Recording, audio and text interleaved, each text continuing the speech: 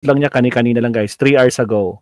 Fake news again. Sino siya? Mr. Tantoco. Ito, 11 minutes lang to guys. Pakinggan natin si Attorney Claire. Propaganda. Lights, camera, action.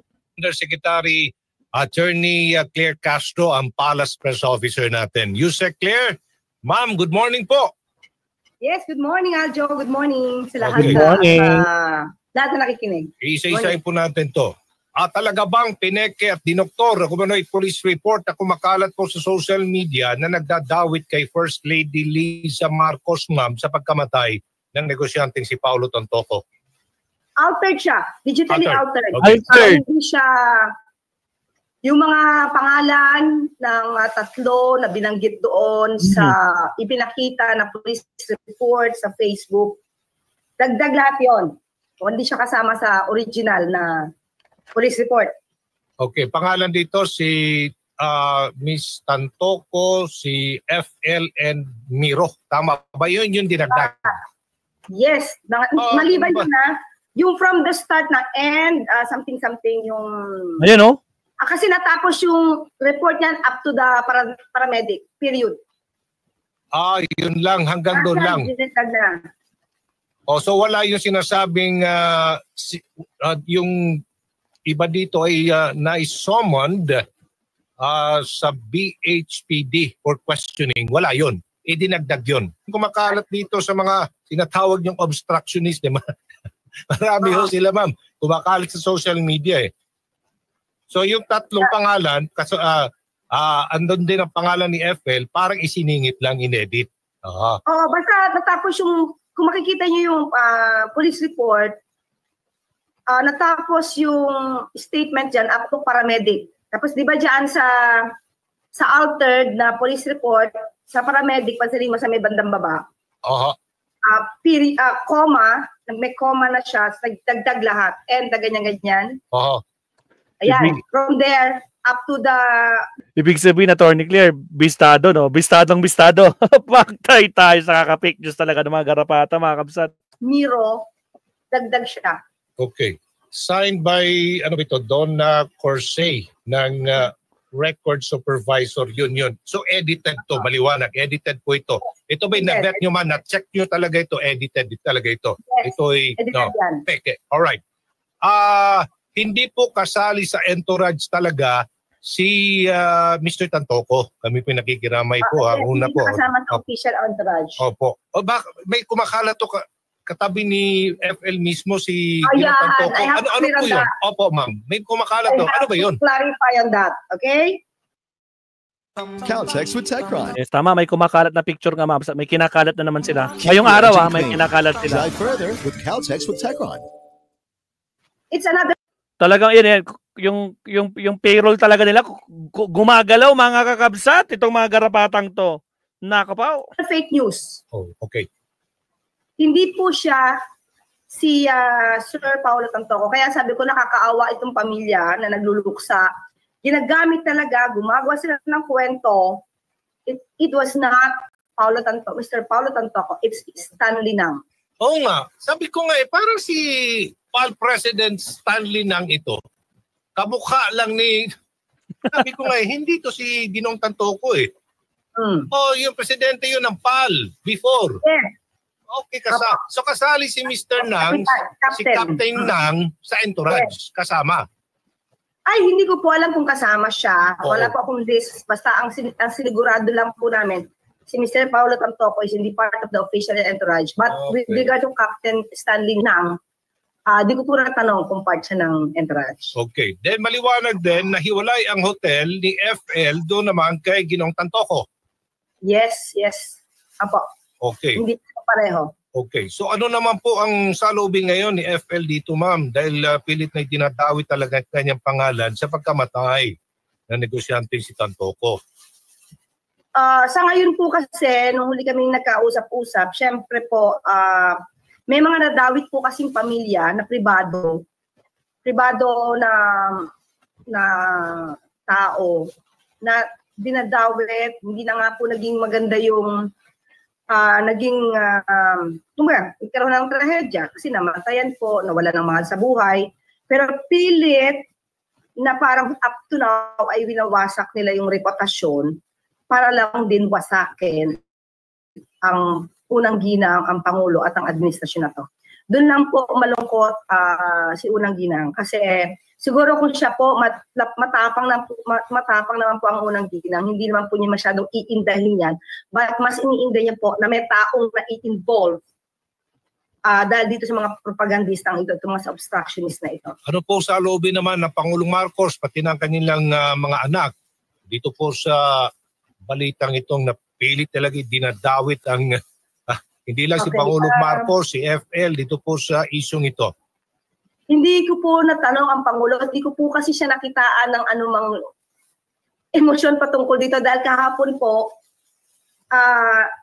sa aking pagkakaalam, 3 yung meetings niya. Pagkatapos namin, 2 o'clock up to 3, hindi ko na po alam, hindi ko na po napansin kung meron pang susunod. Sunod-sunod po kasi yung meeting ng Pangulo. So, di ba po, meron po yung sa cabinet meetings regarding doon sa budget, tapos meron pa po sa Econ, tapos meron pa po sa kasama po namin sa Bangko Sentral Governor, nag-meeting po lahat. So, hindi po namin pinapag-usapan.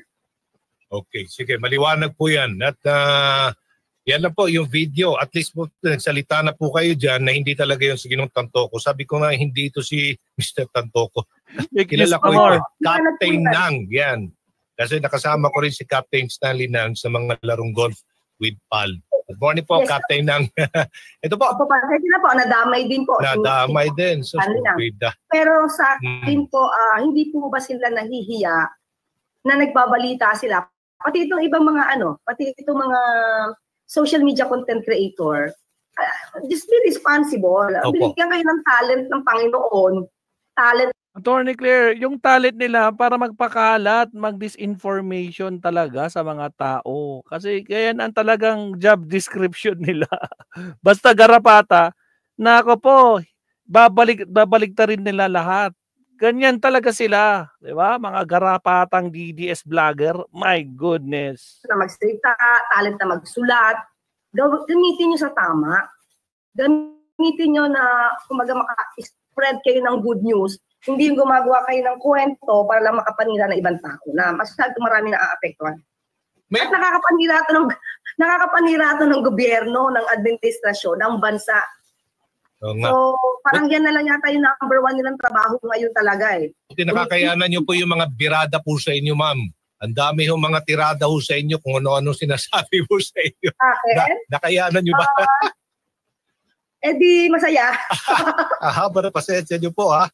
Well, anyway, may plan ho kayong pinag-aaralan na sampa ng kasong libelo, kung ano man, ito pong mga taong ito, mga obstructionists, update lang po sa USEC. Anong plano? Pag-aaralan po talaga to kasi depende po yan kung ano po magiging nasa loobin po ni unang ginang at sa ibang mga tao na apektuhan.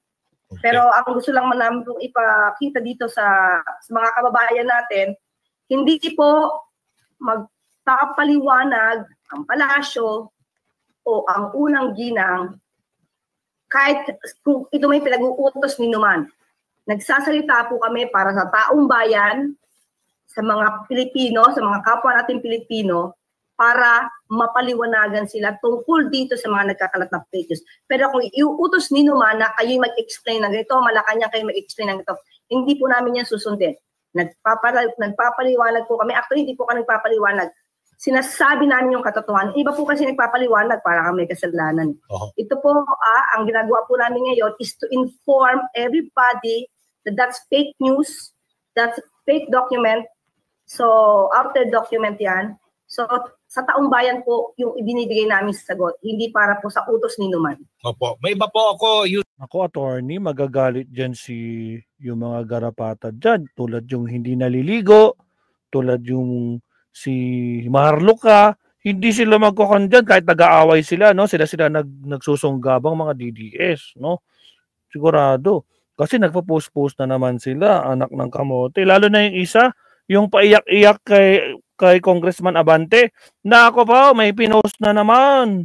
Nako ba, may pinost na naman. Kung ano na pinagsasabi niya kanina.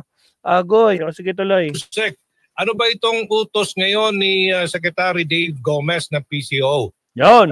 Totoo ba ito na pinagsusumite na ng courtesy resignation lahat na itong political appointees? Totoo ba yan, Attorney Claire? Lahat, ibig sabihin, kasama ka doon. Sige, Attorney Claire, sagot. Ng PCO? Lahat na ito, ma'am. Totoo po. Totoo po yan. Okay. Pati ho kayo? Kasama Naman. po ako. Okay, so lahat na ito ng attached agent. Tapos magaganda, I resign. Tapos biglang ayaw tanggapin. Iyak ang mga garapata pag hindi tinanggap ang resignation ni Attorney. Bakit hindi tinanggap? Ha? Banat ng banat sa amin yung, nahihirapan na kaming mga garapata ipagtanggol. Bakit nyo hindi tinanggap yung resignation ni Auntie Claire? Alak na kamote, manigas kayo. Sige, tuloy. Ng PCO, ang dami ho nun. Opo, kasi para po mabigyan din po siya ng leeway mamili ng mga taong maaari ang pagtiwalaan. Yun. At kung may nakikita. Narinig niyo yun? Kailangan niyang mamili kung sinong gusto niyang pagkakatiwalaan. Ngayon, pagkakatiwalaan ba tong si Attorney Claire? Abangan ang susunod na kabanata. Kita po siya na hindi na dapat pagtiwalaan, di pwede ng next move.